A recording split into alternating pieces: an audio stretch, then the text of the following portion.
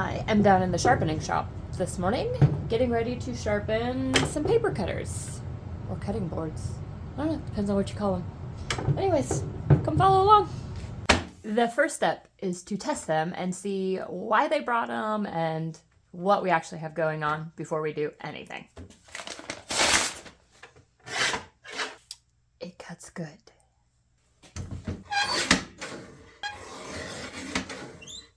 That one cuts pretty good too, but it does have a little bit of lag and a little bit of pull. Maybe a tension, maybe a blade. We'll check.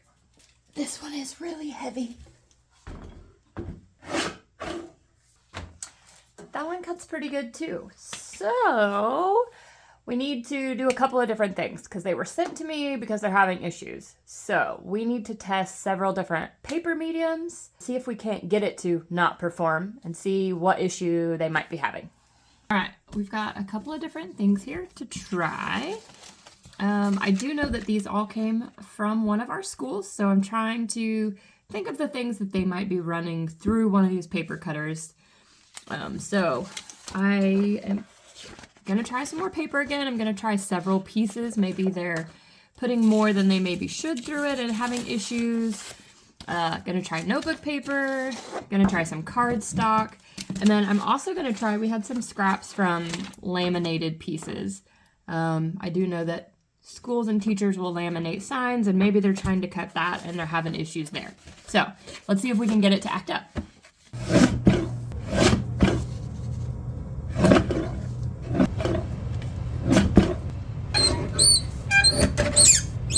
This is the one that had a little bit of drag when I first just kind of did a quick cut test on it. I am having some issues with the second half of the blade. So that gives me a direction to look at when I start disassembling this one. This one for sure has an issue. All right, this one, it has more of a tension issue than it does a blade issue. I'll have to see some of these newer plastic ones. We don't have as much adjustment room as we do on the older metal ones. So we'll get it tore apart and we'll see if we can't make it better. After looking at this one a little closer, there are a couple of pretty good gouges in this one blade, probably where they've cut staples or things like that. So I'm gonna clean that up before we set the tension and get this one ready to go.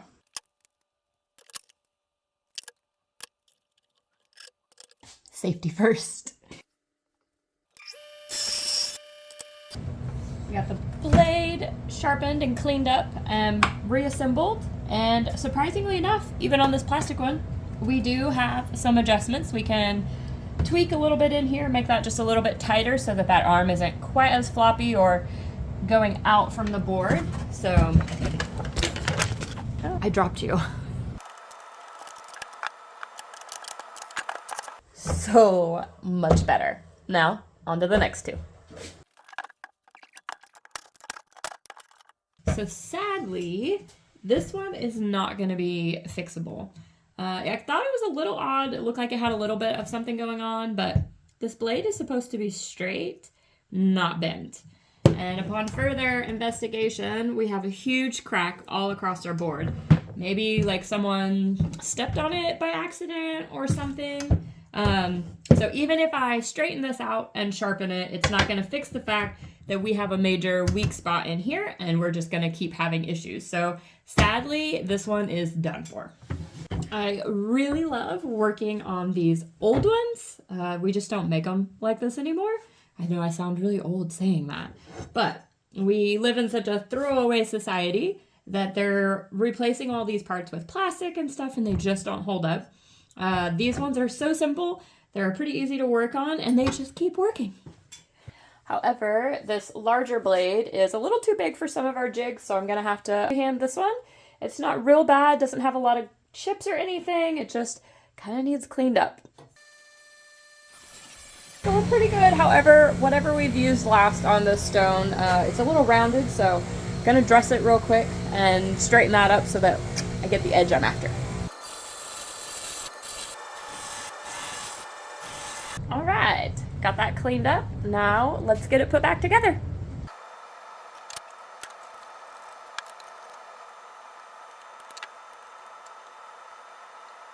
And before y'all come at me for holding the blade with my hand, did you know that paper cutters actually have like a really flat edge? And so you want it clean. We clean it up over time in use, they just kind of round over. So we just flatten that, but it's not that it's actually sharp so much that it's just a clean right angle. And so when you combine the two together, it cuts your paper. So it's not like razor sharp. Now I can get these taken back to our school and deliver the bad news that one of them is broken. But we're keeping the other ones going as long as we can.